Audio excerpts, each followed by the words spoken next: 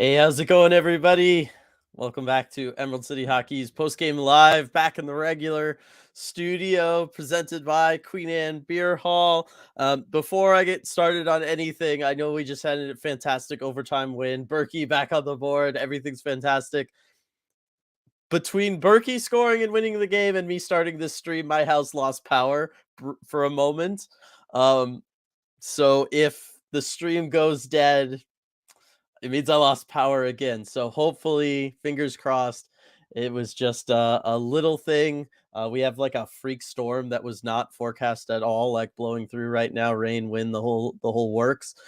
So hopefully everything stays working and good. But I just wanted to throw that out there, so if anything happens, y'all know what was up. Back to the Kraken, though. Fantastic win for the Kraken. Much needed win for them after those kind of last two games they weren't great performances from the Kraken. They were obviously tired from that long road trip and the effort that they, used to get that historic, 7-0 sweep during it. But the Kraken right back at it today. Heavy on the forecheck, massive amount of pressure, the shot advantage in this one. They just all three periods were pouring it on New Jersey. They had no answer really for it. It was a group effort too. Defensemen were sending pucks. Obviously, the depth again playing a big role for this team. And then 3-on-3, getting it done. Andre Burakovsky, let's go! Finally waking up, making up for some rough mistakes earlier on in the game from him, but able to get that game-winning goal. So this was like I said, it was kind of much needed for the Kraken. I'm really glad they were able to pull this one off, get back in the win column, especially given how things went, right? This is a team that has this year done really well as far as response goals go, right? It's not like the kind of what we were used to from season one, where it was anytime we got a goal, we had to hold our breath for 2 minutes expecting another team to score. No, we got it done this time. Picked up a couple response goals of our own in this one, and then obviously that game winner in overtime. Kicking things off here with Gregory with the super chat. Lemon Lime Gatorade time. First place, baby. Don Father had a great game. Lots to handle there. Yes, Vegas losing, we win. In first place for the division. Let's go. It's just fantastic. We've been looking forward to this all season long, able to make it happen tonight. And then yes, Ryan Donato. Like, oh my gosh, what a game. I know he wasn't able to get the first career hat trick, but like those two goals, laser beams. These things were top shelf, pure straight laser beams. And it was just what they needed, especially because Mackenzie Blackwood was playing a fantastic game. He was unbeatable through that first period when the Kraken were doing everything possible to get it going. And he was just there and he was blocking everything. Certainly everything down low was out of the question tonight with him, or at least up until the end there. And Ryan Donato was the guy who was able to make that adjustment, go high glove side. I loved that line with him, Wimberg, and McCann. I thought that line all night was cooking. They were feeling it, particularly him and McCann just out there flying together. Oh man, it was fantastic. And then the obviously the goals, and then not just the goals, but the big time primary assist to get the puck, somehow squeeze that puck under the New Jersey defenseman, get it over to Brandon Tanev, who's able to bury it and with the yawning cage there to get that kind of go ahead goal for them again with the three, to give them three on the night. Like that was, Ryan Donato has to be first star. Gotta think. Well, maybe Burakovsky gets the hat tonight, the Davy Jones hat. What do you all think? Let me know in the comment section. But Ryan Donato, just fantastic night. Lots of stuff, Discord, Twitter, forever home. Like, let's make it happen, right? Like, we need to do this, especially after a night like tonight. Jules with the super chat here. Kings are getting destroyed by Dallas. Let's go. Exactly. That game it looks brutal for the Kings. Not that I'm feeling bad for them. And Sergeant Pickles with the super chat as well. Kraken have officially retaken the Cryptid Cup. That is right. We have beat the Jersey Devil. We are the NHL Kings, if you will, of the Cryptid Kings of the NHL. It is fantastic. Oh man, I'm telling you, I'm just coming down off the emotions of getting the overtime win, and then the emotion of losing power and thinking I couldn't do the post game stream. it was it was a lot, and I'm breathing now. Okay. And just being home, being back here in the main setup. Starting back up at the top of chat, Coop. Yeehaw, let's go. Definitely deserve to win, but you don't always get what you deserve. That is right. I mean, the Kraken in this one solidly outplayed New Jersey. They were generating the majority of chances. Obviously, you're up by 10 in the the shots on goal meter, but also like expected goals. I was in the middle of pulling up Money Puck here. I mean, all night, certainly through that first period, it was 2-1 in favor of the Kraken. I got to think things kind of stayed somewhat close to that. Although actually no, New Jersey really late there, able to pile on some really good chances that drove their expected goals all the way up and actually just past the Kraken, which is interesting. Again, it's kind of subjective on Money Puck's end, so I don't know what we'll totally make of that. But it's oh man, there's just lots of stuff. Super chat here from Edward. First place ECH dance party. Let's groove tonight. Absolutely, Edward. I mean, this is so cool. Let me confirm how many games in hand the Kraken have on Vegas after today. Hopefully the standings are done to reflect this. And yes, I mean, everybody right now, pull up your NHL app, go to their website if you can, to keep the stream open. But if you can, go and just look as the Seattle Kraken have that one next to them atop the Pacific Division for the first. I mean, this is the first time, right? I think so. And oh man, it is fantastic. Still got a game in hand on Vegas. Yes, we're tied in the points, but we got that higher point percentage. I mean, this is big, and that's where even if we were feeling like, all right, they get that, New Jersey, it's sending it to overtime. We gotta deal with that kind of situation. Okay, at least we got a point. I mean, that helps. We'd be making up ground on Vegas still, right? Because they get that loss in Detroit today. But this is the big time. This is the stuff, right? We got the better goal differential as you look across the board. I mean, everything for Seattle right now is just absolutely moving. And if you look at things from an overall just kind of straight up wins losses record, I mean, Seattle 11-9-2 at home now after this one. So kind of like 500 as far as people being able to leave after a win or a loss. So we get that brought back up. I mean, everything about this is fantastic. That 8-2 last 10 games. I mean, all of it is beautiful to look at. This screen, I'm just gonna take a quick screenshot there. Bam, took a screenshot because it's fantastic. I'm gonna want to remember this and that feeling because it's been a long time coming. The Kraken have worked really, really hard for this one, and we are finally there, everybody. Kraken Hawk, the Devil went down to Seattle and lost. What a game. And just like that, we are tied with the team from the city filled with overpriced nightclubs for the division lead. This is fun. This is more than fun. Oh man, it's so good. It is so good, everybody. Sean, I was so close to throwing the remote. I feel you, Sean. I mean, it was that way, and it kind of had that air about it. I don't know what it was like in the building. Anybody who was in the building could let us know, but it kind of had that feel all night of like, okay, how just from the way Blackwood was playing at the beginning, when the Kraken are getting all those chances and they're not getting a goal, and you just get that feeling of like, oh, this is bad. Like if we don't get rewarded soon, then like that first dip, right? New Jersey's going to take it back the other way and they're going to get a goal, and that didn't happen, but later on in the game it kind of did happen, and so it was such a close game, and then obviously for the things to go down the way they did at the end there, just that swing in emotions. This is why we watch sports, though, because that swing in emotions is, I mean, it's unmatched. There's nothing else that gives us that. Certainly isn't going to be able to provide that for us on a nearly nightly basis as we follow our team. And that's to me just what makes sports so spectacular. Hunter, that game shouldn't have been that close, but we will take it. I know. The super chat down here from Seth. Second time this year pulling the goalie has worked against us. At least we still won. I know, and it wasn't even like, oh, we kind of blew it towards the end because we were trying to force Donato the puck, right? I was worried about that, but the team stayed focused, and they were like, no, we got to focus on the win. It's just the clears, right? This has been a thing that has just been the thing that's driven our PK into the ground all season long is the Kraken's inability to clear the puck out of the zone when they need to.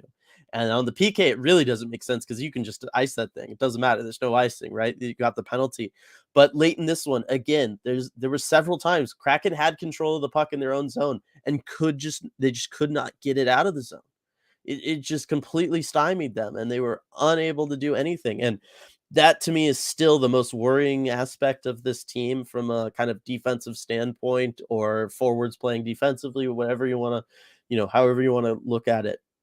The Kraken have to figure out a way of getting out of the zone, whether it's skying the puck, whether it's being more comfortable trying to rim it around the glass and get it out. I know you can always risk a penalty doing that, but they gotta practice and figure out some way of being able to get out of the zone in situations like that when they really need to, because otherwise, whenever you're playing, whether with at a man disadvantage, whether it's on the PK or in an empty net situation like tonight, you're going to lose. When they have an extra person out there, they're going to be able to pass the puck around, wait for their opening because there's always going to be one because you're down a man, and then pick you apart. And that's kind of what we've seen continually happen to this team. So that's I still think the big takeaway. The energy level was fantastic. All the sloppy play from the last two games was gone. Martin Jones looked good. The worries about burnout that myself and some others had before this one, not there. Martin Jones was fantastic.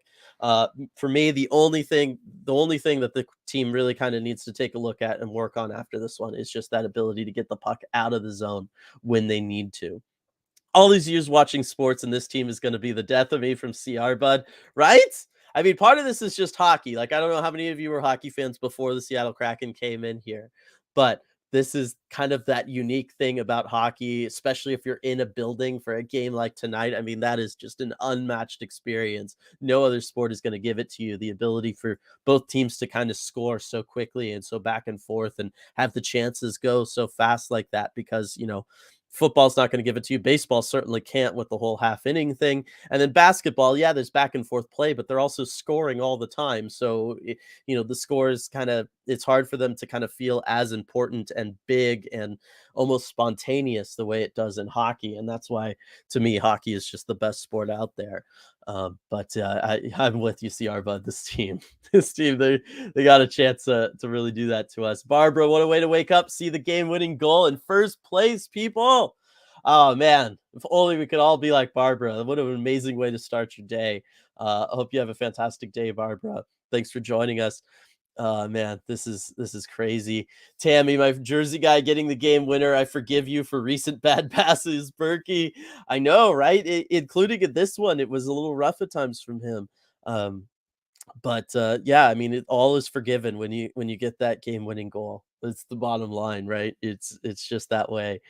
Oh, so happy, Joey, with the first place tie. This game was the best representation of a selling of a oh, gelling team, excuse me. Gelling team we have seen yet. The passing was lights out. Also, let's critique Berkey more often, lol. It did magic. That is right. I guess we all just got to kind of get out there on Berkey a little bit and get him going. My guess is, though, now we've talked about this, RJ and I. Berkey's a streaky player. Fingers crossed this is the start of something good from him here for a little bit, but like this is good. Shoeshine with the holy 70 plus shot attempts, Batman. Right? I mean, the team was on it on this one. You could tell they did not want losing those last two games to become a thing, and they knew they were going to have to bring it not just at home for the home fans and everything, but because you got New Jersey today, you got Colorado Saturday. You got to step up for those two big games, and I credit to the coaching staff, credit to the team leadership for getting the team on it for this one, right? They had a good game plan, but this was also just a total effort game from everybody all the way up and down that lineup to be able to get 70 plus shot attempts in a game like that against a good team. Like, this isn't a bad team in New Jersey that they're playing against. To be able to do that is remarkable. And for them to be able to do that coming off of the two games that they had, the fact that they have to still be mentally and physically fatigued. They've only had one day off from playing back-to-backs after a 7-game road trip, right? Like, I don't think that could be stressed enough for the performance and effort level that we saw from this team tonight. And it's just so great, and it's the thing that kind of inspires me to say, like, "Okay, this team is for real. They're going to be hanging around up here at the top of the division for a while, right? They are, even if Vegas is able to knock them off that pedestal, they're not going to go quietly. And and that's something that, again, we can be proud of. We can be proud to be Seattle Kraken fans because of the effort that this team goes out there and plays with each and every single night for us. And it's so cool. Like, that is such a special thing. It's one thing to like a good team, right? Like, that's something, but to go out there and like a team that is good and delivers with games like this, and it's guys up and down the lineup where on any given night, a guy like Ryan Donato can come out and have a massive 3-point game where he is the difference maker and he's making his team go. I mean, that is so cool. That is so special. Those kinds of things do not come around often. And I'm really, really happy that we all get to experience this together. See our bud with the super chat. Dylan, I was a hockey fan, just didn't have my own horse. That's the issue. That'll definitely do it. That extra little bit of investment once you have your own team, it makes a big difference, right? Like, you get that much more invested in it.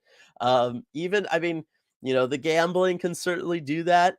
But there is something about it when you really care for the guys and you get emotionally invested in it that cranks that dial up to 11. That makes nights like this so much fun. Leanna stayed up way past my bedtime for this game. Well worth it. We're number one. Absolutely. Great win against a great team tonight. Donato was brilliant. He was indeed, Brian, doing your jersey proud there. Sean, Dylan looks so lonely after the last few streams. Lol. It hit me in the third period that I was going to have to do this, start this stream off alone. And I was like, wow, it's really been a while because all those road trip games, RJ was here, and then being up there, of course.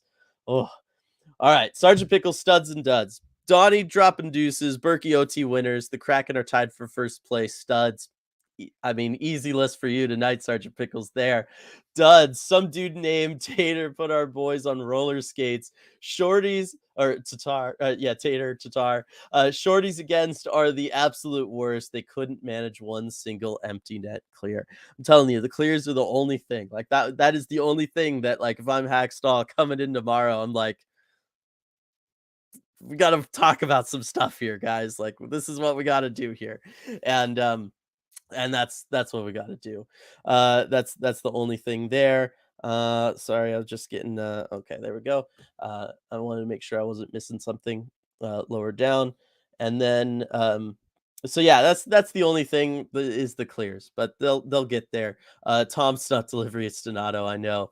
Becca with the super chat. Been hearing rumors the Kraken are shopping for a defender for postseason.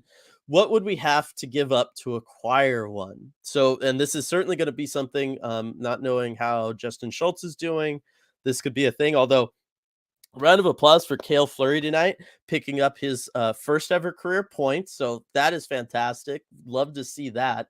And then also for playing a really solid game. I think this is the best game I've ever seen Cale Fleury play.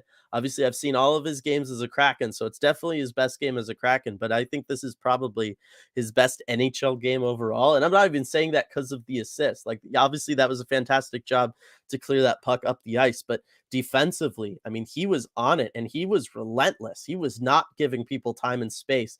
He was just like all pure instinct at 100% speed, 0 to 60, see puck, hit puck, like, see guy with puck, hit guy with puck. Like, that was just his mentality tonight, was to not give New Jersey anything. And that's the way you got to play a team like New Jersey that has a lot of high skill guys, is you can't give them that time and space to be creative because they will just, eat you alive if you give them the opportunity. So wanted to get that stuff out of the way. Sorry, Becky. I actually answer your question here. When it comes to picking up a defenseman, they don't come cheap usually, depending on who it is. I mean, Jacob Chikrin's like the biggest name out there, but he's got term left on his contract and team control. That's a situation that whoever's picking him up is going to be giving up several first rounders, high prospects, the works for. Typically, what you'll see trade deadline wise will be a rental defenseman, so someone on an expiring contract. And depending on who that is, that could very well be a first round pick. Like, that's kind of the market is a first round pick or a second round pick, right? That's what we've got for Gio last season, who was in a similar situation there. I think Ron Francis was really kind of trying to hold out for a first round pick. Toronto was just not going to be able to do that. So ultimately, it became that second rounder, and complicated by wanting to get Gio to Toronto. That also kind of factored into maybe what that was. But I think that's what it is. What you're talking about is it's going to be either a first round pick or a second round pick. Could be a prospect, but Kraken are just not dealing from a place of strength as far as having a lot of prospects to give up. So, the Kraken could do a second round pick trade if I'm remembering right. We've got three. I'm double check here. Where are you, Seattle? There we go. Yeah, so we have 3 second rounders. So if Ron Francis does want to, if there's an injury, or the situation with Schultz continues the way it is, or whatever they feel like, if the Kraken want to make something happen, you can probably get a good guy who can help you down the stretch and help you in the playoffs for a second round pick. Seattle has Seattle's second round pick, Toronto's second round pick, and then also the Winnipeg Jets second round pick. So they're all going to be late seconds. I don't know if the team's going to be happy about that, but you can make something happen with that, or maybe a second this year, a third next year, something like that. You can probably work it out. Let's see. Is this the first time on top of the Pacific? I'm pretty sure it is, right? I mean, Vegas has been up there from the beginning. Somebody correct me if I'm wrong, but I really think so. Lindsay, from the bottom dwellers to the top of the Pacific Division, let's go. What a journey this past year has been. It absolutely has been. The year of the Kraken continues to not disappoint. Even though we're no longer undefeated in 2023, we have reached the top of the Pacific Division, and boy, what a sight to behold it is from up here, right? Oh, it is so good, so good. Dunn kept his streak going, set a nice screen to give Berkey a bit more space from Daniel. Yes, he did. I mean, Vince Dunn is just playing out of his mind right now. Just so much good stuff from him. Kraken Spectator with the super chat here. Kale, big hit, Flurry, absolutely. I mean, he was dishing it tonight. He was absolutely fantastic. Let me see how many hits he ended up with. How many they ended up crediting him with 3 massive hits, 1 block shot from Kale Fleury, like I said, and then obviously picking up that first career point. Got to feel really good. I'm sure he'll get a nice call from his brother. I think Tampa lost to Edmonton, also kind of, didn't do us a total favor there, but I'm sure he'll get a nice call from his brother congratulating him on that. I know they were talking a lot in the hallway after that last one. Lots of love in here for the Dunn streak continuing. See a comment from Jake there. Edward, Berkey OT goal equals lights out for New Jersey as well as lights out for Dylan. Basically, I got to see one replay of it, and then that was it. Lights all gone. I had my computer set up all ready to start the stream too, and that crashed. And then it was like the worry of the computer, make sure everything's okay. Oh, it was very, very, very roller coaster. Couple moments there for me. Let's see. Nathan, I'm donating any body part to any injured Kraken player that might be a little slower because of it, but they need it more than I do. They might be a little slower because of it, but they need it more. I'm telling you, just, we're in first. We're playing really well. Just trying to stay as healthy as possible now is kind of that next key as you start shifting focus a little bit. Don't want to totally shift focus, right? There's still a lot of time left, but given the way the Kraken have been playing and kind of the good spot that they're in standings wise, you start, starting to shift focus and thinking about things like that. Obviously, you never want injuries, but now is really the time you want to make sure everybody's kind of staying healthy as you're getting past that mid-season point, and the games and the grind of it all starts adding up, and the wear and tear on everybody's bodies. It's this is the stuff that I don't know how NHL players do it, to be perfectly honest. Uh, just to play games like this, and as much as the Kraken have through all that situations, I mean, we're almost there. They're going to get that nice little breather to start off next week before that big Vancouver game. That big Vancouver game that I'm still, everybody got to wear road jerseys if you got them, white. Like, let's try to bring that road energy to that Vancouver game. Maybe even the light blue. We can do something like that. I think that'll be a lot of fun. Redemption for Berkey from Cody here in chat. Let's see. Absurdly Stained stars. Third star. Absurdly Stained giving us the stars of the game here. I'll read it better. Third star for Martin Jones. Second star for Donato, and Berkey had first star. That's interesting. So then I hope Donato gets the hat, because I mean, I get it. That was a big, obviously game-winning overtime goal from Andre Burakovsky, but I mean, Ryan Donato, just absolutely incredible. I think he had 5 shots on goal. I'm sure he had close to, if not more than 10 shot attempts, plus 3 on the night. I mean, the fact that all 3 of those Kraken goals during regulation time were all because of him, right? Either scoring them or him getting the primary on that Tanev one, making that pass.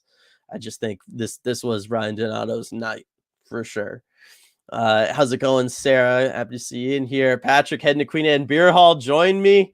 I know. Anybody else going to the beer hall? Join Patrick. Hey, only place, I think it was Gregory who said this. Only place you'll be in where you're going to see people showing up with their babies as well as showing up with their dogs. I mean, like, how amazing of a place is it when you can go in, you can bring your kid, you can bring your dog, you're going to be able to see some kids, see some dogs, as well as watch hockey, get the goal horn, get all the lights going, get to hear the game audio. I mean, Queen Anne Beer Hall brings it. It's the total package. Let's see. Ty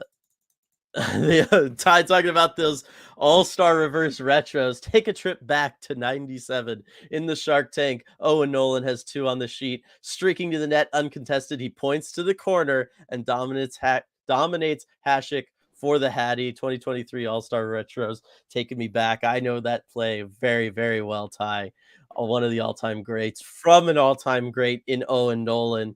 What a better way to bring you in here, RJ. How's it going? Going great. This was a fun game to go to. It was great hearing from the players and from Dave Hackstall. Good atmosphere in the locker room. And I can also tell you who got the Davy Jones hat, too. Okay, let me know. I'm hoping because Berkey got first star, it's Ryan Donato, because this was Ryan Donato's game. Right. So Berkey did get first star. I'm sorry, the Davy Jones hat did not go to Ryan Donato, but I think it went to someone just as deserving. And that is Cale Fleury. No, you're not having it? No. Okay. I gave Cale Fleury before you came on lots of credit. I know he got I said even more important than the first career point was how strong he played. I said this was his best NHL game, not just with us, but like ever.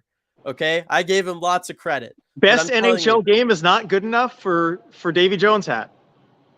No, because Ryan Donato went out there, broke through Blackwood when nobody else could. Gets you 2 and gets you the equalizer, the go-ahead goal after New Jersey has come back and equalized the game. He sets up that primary with that sweet dish under the Devils defender. I mean, come on. I totally deserving. You've got a couple guys here who are. Maybe I'm just influenced a little bit from the media availability with Cale Fleury, because it was so fun talking to him. You could tell, like, his face, he was just glowing after the game that he had, getting his first career assist. And I'm so glad I love whenever I get to pull one of these stats out on a player. And usually they're like, wow, I didn't know that, and I said, it was over 3 years from your first career goal to your first career assist. Like, were you aware of that? And like, what's that journey been like? And he's like, yeah, I knew. And it was both against these guys too. So I didn't realize that. He won up to me on the stat that it was both against the New Jersey Devils. And he said, well, I guess that's my favorite team to play against. Yeah. When a player brings that kind of energy to the post-game presser. Yeah. I mean, that it's good stuff. He had a good game. I just don't think you'll ever see nights like that from, whenever you see games like that from a player like Donato tonight. And I understand. 5 shots on goal, at least 10 shot attempts. I mean, he was driving so much offense. Yeah. And I will say, Donato, he certainly didn't seem bothered by the lack of the Davy Jones hat. I think, he had other things on his mind tonight. He stopped his presser actually to highlight and talk about I guess a friend of his, his brother, who's in junior high, I guess died in a car accident recently, and so he had him on his mind tonight, and he said he felt him with him in this game tonight. So I think more important things on the mind for Ryan Donato tonight. That is awful. Yeah. That is horrible. Well, definitely thoughts out to Donato and the family there. Jeez. Wasn't expecting you to join us with sorry that. to drop that in there. I I just thought know. it just seemed important. Oh, all right. Let's see here. Go back to chat. Because yeah, that is rough. Sergeant Pickles, my wife's first live NHL game of the season. I'm super jealous she got to see it. Yeah, but also, I mean, congrats. What a game to go to for first of the season. Oh yeah, for sure. Joachim screaming in Swedish at Burakovsky every time he button hooked this game. Then he does it again in overtime and takes a stride forward, buries it. All is forgiven. Well, hey, it worked out in overtime. And as Dave Haxtell said after the game, that puck had eyes. Yes, it did. If we had a star forward at the deadline, it means Geek Nato aren't playing. Don't think, it's more trade deadline stuff there. I mean, I loved. Who are you laughing at back there? Who's making faces over the camera? A couple people who are free to step out here if they want to. All right, I hear the Friday the 13th music. Come on, show your face. All right. We got our old friend Ryan Clark here, who has appeared on Postgame before, and then we got Kate Shefty from the Seattle Times. If anyone wants to put anything for them in chat real quick. I technically can't be here because you guys haven't signed through with Disney PR, and I'm not joking, so I have to go now. All right. Ask me weird stuff. I'm not trying to get yelled at by all good. So I cannot confirm whether that was or it was or was not in fact Ryan Clark. That could have been anybody. We're not. I mean, yeah, it's just random YouTube stuff. Anybody could pick you up in the crowd, like, on a YouTube stream. So it's just the way it is. All right, let's see. The only thing I want the Kraken to work on after this one, RJ, is clear the puck. Like I don't understand on PKs, empty nets. Like just get rid of the puck, get it out of the zone. Come on. I know. Getting clears when you have the opportunity was huge. And Dave Haxtell, for what it's worth, he did point that out after the game. He said, look, there were some pucks that we did not take care of, and those have a way of ending up in the back of your net. I think he clearly identified it as a problem. That's something I imagine they're going to go through in the video after this one. Yeah, that's what I said. I said that's the only thing you got to go through after this one. Everything else pretty solid. You got the offensive chances. You drove offense. You controlled the pace of play through most of it. A little bit in the second there that was an issue for them, but for the most part, everything was good. Daniel, Kraken got so much better at 3-on-3 after we practiced it once. Think we need to practice 5-on-6 a little bit more. So agreements there in chat from Daniel. Still haven't lost to the Devils at home. 2-0 from Joey. That's right. I remember last year. It's part of that three game win streak there. Towards the end of the season, it was good. It was a fun time. Thank you to everyone in chat for saying that you didn't see anything. And hello, random dude who is definitely not Ryan Clark. Thanks for helping us out here. Yes. Don't want the mouse getting upset. Yeah, that's the last thing we need to deal with, right? You know how much money I've given them over the years? It's fine. I'm sure you could just respond to their letter with that, and they'll be fine with it.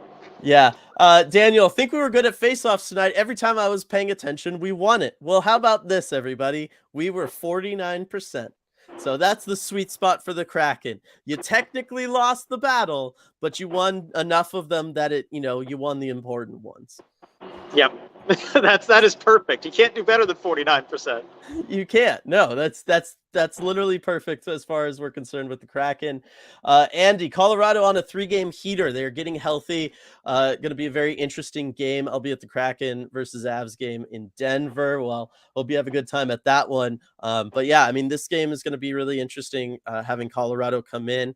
Kraken don't have to worry about trying to break out of a 3-game slump, though, for the risking that 4 losses in a row for the first time on the season, RJ, because they were able to get this one done. And I talked about it earlier, right? The fact that you were able to go after your 7-game road trip, You got to play the back-to-backs, and then only one day off before this game. For them to come out with the energy level that they had, all 4 lines, all 3 defensive pairs, Martin Jones not looking burned out like many of us were worried about. I mean, that is something that is, I mean, resilience, guttiness. What's the word? There's a word in there somewhere. I mean, it's absolutely incredible. Where does this team find the energy and the strength to keep doing this, RJ? I have no idea. And to be honest, I was kind of surprised about this. We were talking a little bit, before we hit record on Red Glare about, what we were thinking about this game. And I don't know that either of us really thought they were going to be able to find the energy because they haven't had that real break yet. It felt like they were trying to get to that 3-day break next week. And somehow, some way, this team finds that extra gear and finds that extra energy. And the great part was you could tell from the first few shifts, like, they were coming out with a lot of energy. They were controlling the pace. And I don't know, it just kind of had this feel like they weren't going to go away, unlike the Oilers game where, it felt like it was kind of teetering for a bit. It's amazing what they've been able to do, and largely with the same lineup. Yes, you have Cale Fleury coming in, but that's the one change. Otherwise, it's pretty much the same guys coming right back. And I guess, it speaks to their ability to just take that one day and get the most out of it from a rest perspective. Right. Oh, that's for sure. There we go. DJ Singleton with the super chat. How'd you feel about Alexiak Borgen? I kind of liked it. I was okay with it. And it was interesting because the alternative, what they did this morning in morning skate was Alexiak Fleury, where they just threw Fleury on that spot with, where Schultz was. But what I liked is they kind of had a clear second and third D pair again. And I do think it shows the level of trust and kind of where Dave Haxtell sees his defensemen, particularly Carson Soucy. Because that did leave Soucy on what was a true third pair with Cale Fleury, and they got third pairing minutes. So I think it's also telling as far as, where Dave Haxtell sees his defenseman. Yeah, I think that loud and clear, right? Message as far as that one. And then a lot of time with Larson and Fleury out there. I was having a hard time seeing if they were just straight up shifting Larson with Fleury at times almost, or if it was all just kind of caught on changes, but I'm like, but they play the same side kind of, so I don't I was confused how that was all breaking down. Larson kind of your guy leading the way as far as minutes go tonight. Hunter letting us know Colorado's going to be on the second half of a back-to-back on Saturday, so that'll be nice. That's good news for once, it feels like. I know, right? And then Daniel, Dylan, I know we didn't score on the power play tonight, but did you like how they were moving the puck? The bumper spot was actually touching the puck. Can you imagine that, RJ? Having somebody in the lower slot, the best place in the world to score goals, where you have the highest percentage of scoring goals, having somebody planted there and then giving them the puck. It's amazing. Dylan, are you sure we're not dreaming? I hope not. I don't think the power would have gone out for me if we were dreaming. I think that's true. Yeah. I couldn't my unconscious mind couldn't come up with something like that. Man, when I got that text from you, I was like, oh no. I was drafting the tweet to everyone like, hang on, power's out. And then I get the text from you that it's working again. I'm like, oh, thank goodness. I know. So, I mean, I thought the second unit power play in particular, I was a big fan of tonight with this one. The way like Tolvanen dealing it, making some really good cross ice passes. But I thought just the puck movement from that second unit in particular, they talked about it on the broadcast. I'm pretty sure it was Edzo said, it looked like they've been playing like that together for 5 years, right? And it did. The chemistry was just completely there. That unit, make them the first unit. Yeah, absolutely. And Dave Haxtell has kind of shown his willingness to do this sort of thing at 5-on-5 with his forward lines, just play the hot hand and a little bit with the power play. But I mean, that's one of the benefits of having the two units that play a little bit differently. You can just kind of make them your first unit if you want to. Yeah, I mean, just go for it if you want. Let's see here. So got from Sean, if I'm not mistaken, Yanni makes our 6th 30-point player of the season so far. I'm just going to go confirm it, but I mean, it wouldn't totally surprise me. Yeah, he does. So 6 30-point players already. We're only 45 games into the season, RJ. I mean, I know we talk about the depth, but anytime we can kind of quantify it that way, I think it's important to bring it up. And there are so many ways to quantify this forward depth too. I mean, it's like number of, unique goal and point scorers, number of, like 10 plus goal scorers. I've seen it so many different ways. And the Kraken, just any way you want to stack it up, have forward depth that's at or near the top of the NHL. And you see it on a night-to-night basis. I was checking the ice time from the forward lines, like, at the start of the third, because I was just curious where it was at. And you look at the Gord line, it has the most ice time. Beniers number 2, and then you got the Wenberg line with Donato on it as the third most. It's just amazing how Hackstall can kind of change this up. And you look at Ryan Donato, and it felt like he was playing extra tonight, just given how well he was playing. He finished with like 13 something minutes of ice time. Yeah, 13:40 of ice time.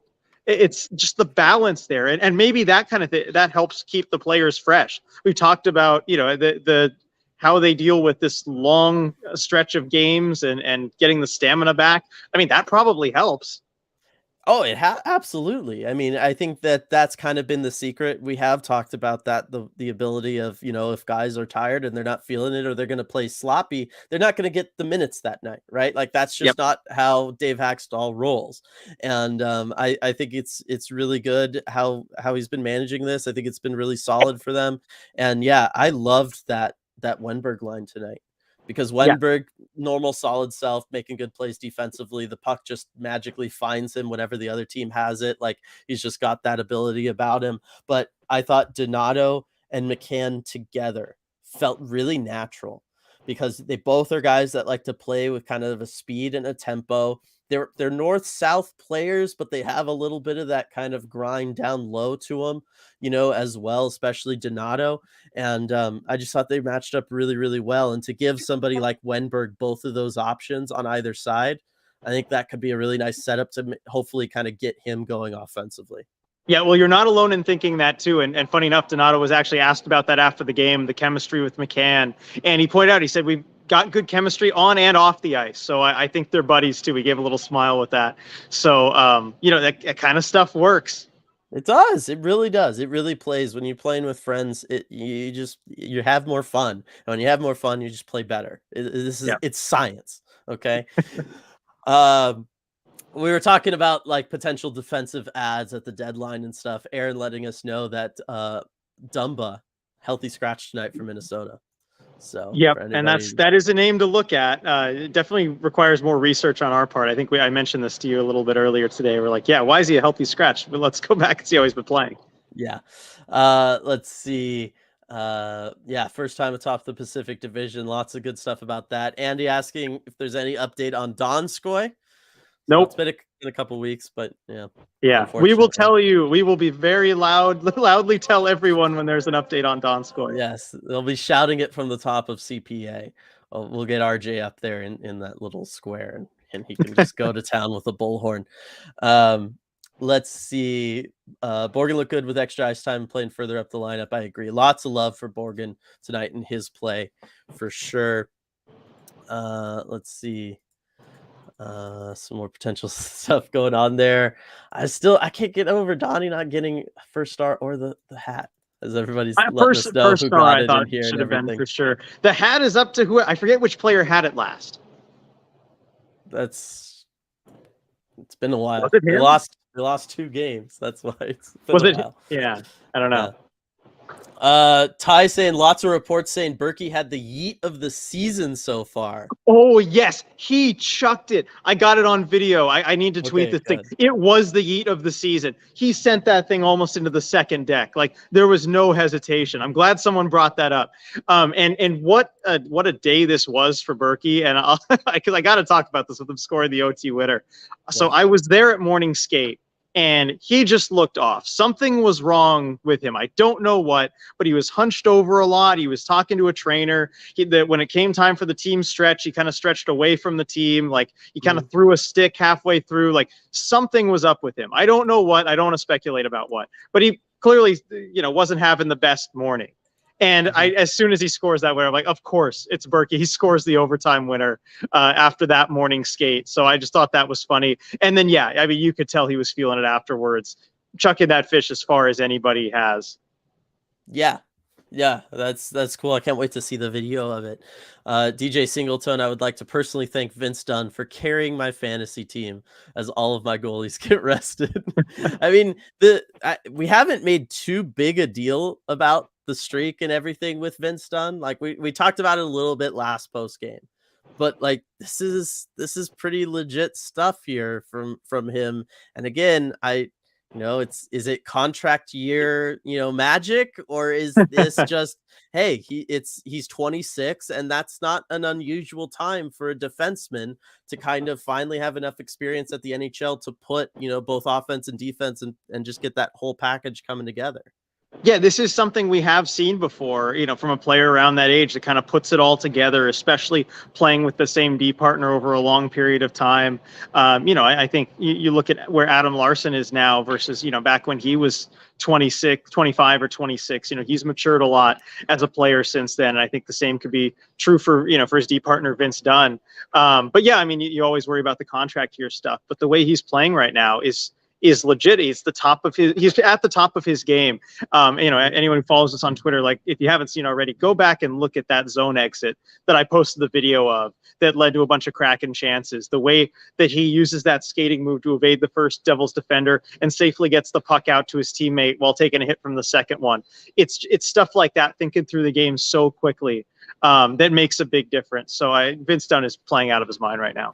No, he is. It's all there. The offense is definitely there, as the point streak says. But Yeah. I mean, really, all season long, we've been talking about the defense that he's had outside that little window at the very beginning of the year, right, where there was some rough stuff from him. But ever since then, I mean, it has just been nothing but praise for Vince Dunn. Shame couldn't get into the All-Star game.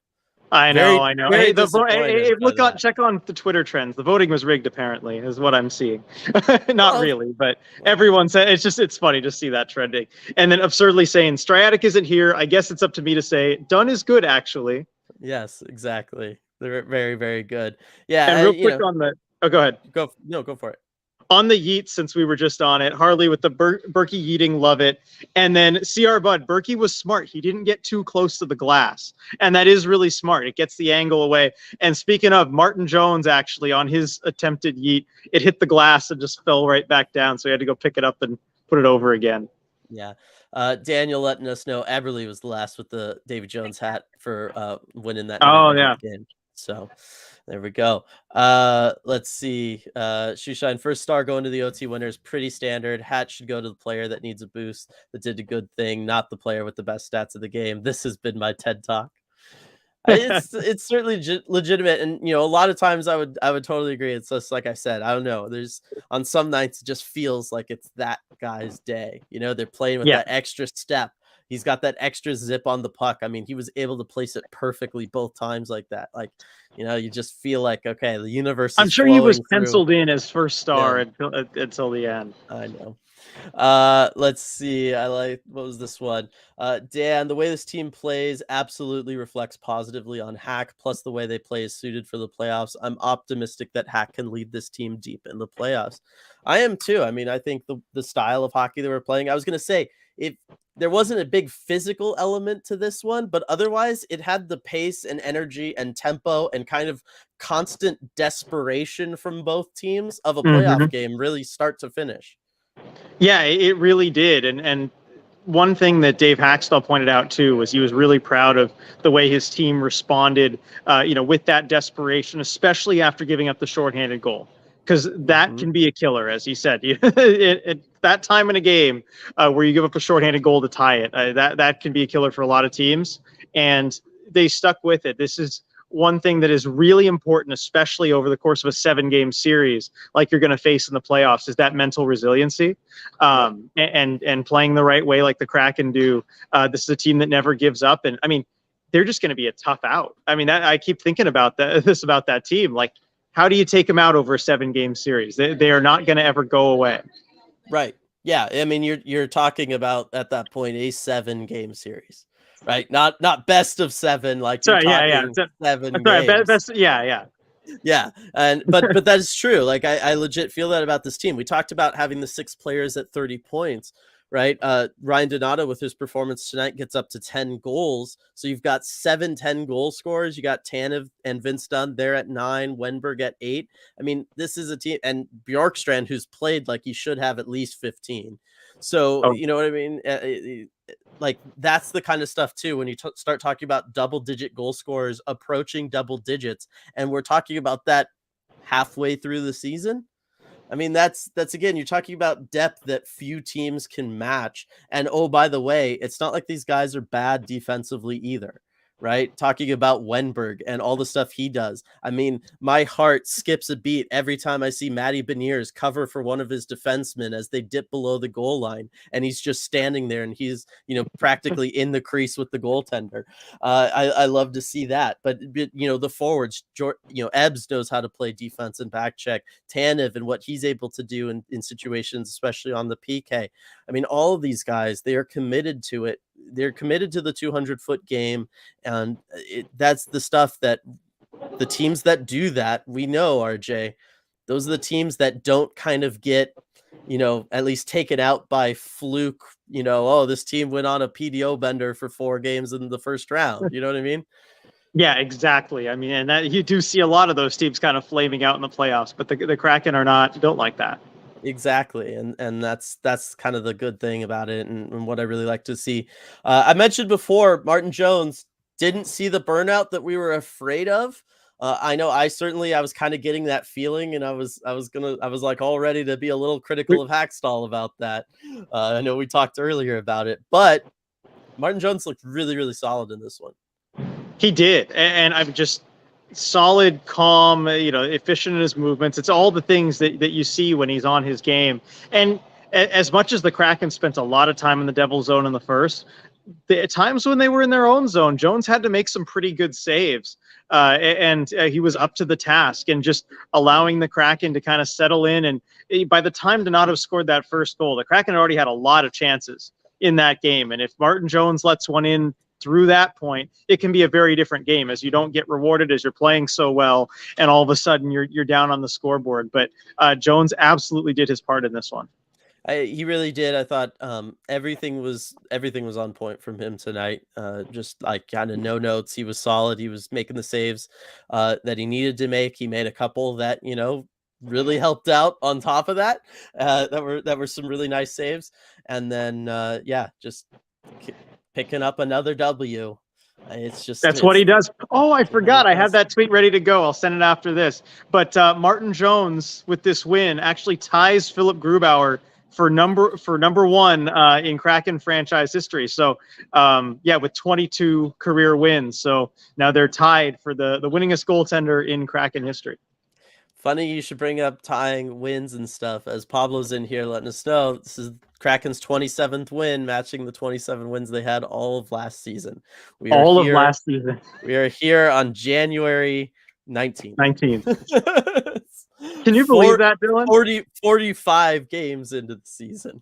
No, I mean, I can, because we've gone through this. And one of the nice things about this job and covering hockey or following hockey is because it's very day by day, you live very in the present. You know what I mean? And so it does help you kind of like get that feeling. But even so, when you look back on things such as that, you just go, wow. You know, like you can't help but have a moment. Yeah, I mean, this was the amount of wins spread over all of last season that we had to do post games for. This is amazing. Yeah. And I like your live in the moment comment, and it definitely applies. I just remember Dave Hackstall after the game, because they were talking about the overtime results getting better since they had practiced that after the Winnipeg game, and he said, "I don't remember back that far." He's like, "Yeah, I mean, sure, maybe, but I don't remember back that far." Well, you can't, right? I mean, if you're a coach or if you're a player right now, right? I mean, if you're Dave Hackstall, this game ends, you're already thinking about Colorado. Yeah, it's true. It's just the realities of it with how fast paced the schedule is. That's all you can afford to do. You're thinking, are we practicing tomorrow? What are we practicing at practice tomorrow? Even if we're not practicing tomorrow, what am I working on with the video coaches to get out to the players tomorrow so that we can focus on Colorado, right? Like that's that has to be your train of thought, and that's Yep. just the way it is. When you're playing like this, you don't get the luxuries of, say, the NFL, where you get, all right, tomorrow, Monday, we're off and start getting back to work, and we'll have a good 4 or 5 days of practice leading up to facing that next team. It's like, no, we got 1 day. So, and by the, you know what I mean? And it's just like, all right, that's the way it is. So you always got to be living in the moment and looking ahead. Ty, I like to see Toronto in the first round, lol. I think everybody As an would, opponent? Ty. Yes. Just making the joke. It's just a shot at Toronto, RJ. Appreciate the Gotcha. shot I'm not Toronto. questioning it. I'm like, who wouldn't? Yeah, exactly. DJ Singleton, put Martin Jones's jersey in the rafters is what you're saying, correct? Right there. Yes. Oh man. Edward, so could we officially say season 2 is not a sophomore slump for the Kraken? Yes, we definitely could say that, Edward. Yep. For sure. Yeah, they will not get worse. No, they're definitely not going backwards. I mean, what's going to be crazy is at this rate, Martin Jones has the chance to match that 27 win mark. Yeah, he really does. Just like that will be the thing. Like, why if we have one goaltender reach the same more mark wins as than the whole team did last the season, previous season, that's going to be the big one there. Daniel, we continue to play well. The first time we play a team from the East this year, it's like they don't take us seriously until they play us. I think that there is something to that, or it's not necessarily that they don't take us seriously. Maybe that happens earlier on in the season. It's more so you're not game planning, you're not paying attention to them as much, you're not watching them, you don't like kind of have instant recall of, oh, Seattle, they play this way, this is how they forecheck, this is how they like to defend, this is what their goaltender is good at and what he's not good at. Like, you have that for certainly all the teams in your division and usually the teams in your conference, but for a team that you only have to play twice out of your 82 game season, you're not kind of wasting brain power and space storing all of that information.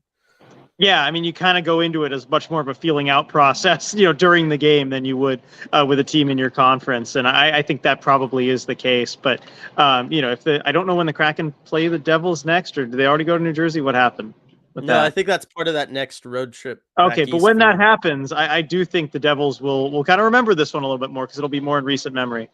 Right. Now, too, I don't remember who said it, but somebody asked if you were going to cover the skills competition up there. Oh, yes, the skills showcase. Yes, I will definitely be covering that. I will be right here, giving you all the best inside look I can of the skills showcase. It's going to be really fun. One of the best moments of all of last season. So I'm sure they got some cool stuff planned for this one. I think it was Ty who also pointed out, like, yeah, RJ basically lives there. Yes. Yeah, no, I've got my bed over there somewhere, just out of frame. Yes. Good night, Pablo there. And Ty also wondering if you're too young to remember the Owen Nolan 97 All-Star game. Too young to remember it live. I was born in '95, so a little bit, but I have definitely seen all the highlight films and everything. Growing up a Sharks fan, that was something that was on repeat quite a bit. Yes, definitely. I'll pull out pictures and I'll send them to you, Ty, or I'll put them up on Twitter. But I had an Owen Nolan t-shirt when I grew up there that I wore to death. Like, I got it when it was too big for me, and then I wore it until it was probably too small for me.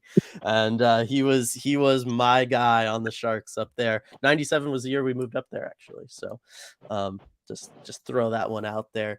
Let's see. CR Bud looked like Dougie Hamilton watched the film when he was caught between Canner and Donato there.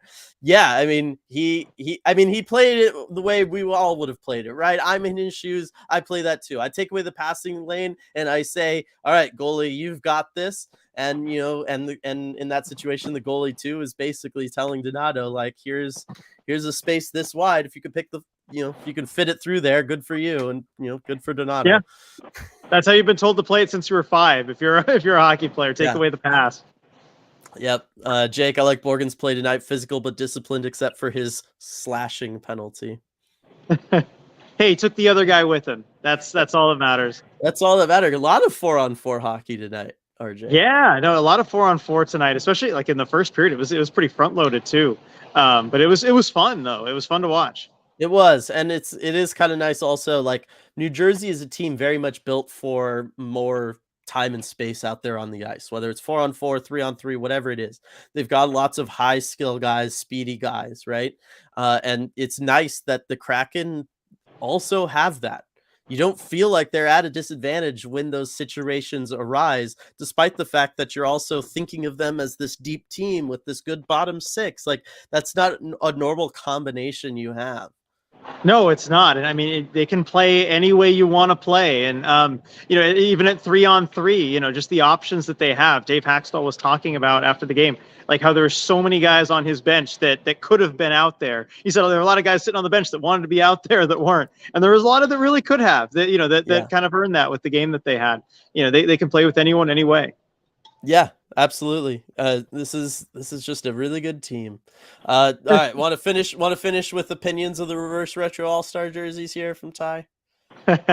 Oh man, the Red Glare podcast got our full opinions. I think they're fine. Again, I was born in '95, so like the '94 All-Star jersey nostalgia isn't a huge thing for me. The colors are nice because at least they're not going with like the black and white, kind of boring look that or just the kind of muted blue and red. So it's a little something different. I like that. Listen to the Red Glare for the full thing, but gotta look back to the future.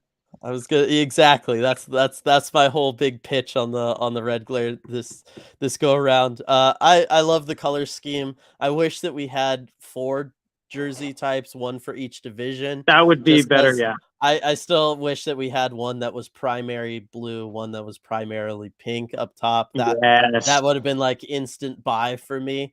But otherwise, I mean, I like the Miami Vice colors. I'll go for it. Let's go. There you go. All right. Thank you everybody for joining us for this Emerald City Hockey post-game live. It was a fantastic win. What a roller coaster ride of a game. What a roller coaster night for me and ECH here as we're trying to get this thing going. But we made it all the way through. Power lasted, knock on wood. Got another big one coming up on Saturday against Colorado. That's going to be a really, really fun game before the little break we get before the Vancouver Canucks. So, I'll have to spend a little bit of time next post-game live game planning for that Canucks game. I think just a little bit. Lots of talk about what the Kraken are going to need to work on those couple days off there. But should be a good one. Can't wait for that game. And just everybody, like I said, celebrate, open up the NHL app, look at the standings page, make sure you wake up tomorrow and look at the Seattle Kraken in first place in the Pacific Division. You'll get your day started off right. Let me tell you, can't wait to do it myself. All right, we'll see you all later, everybody.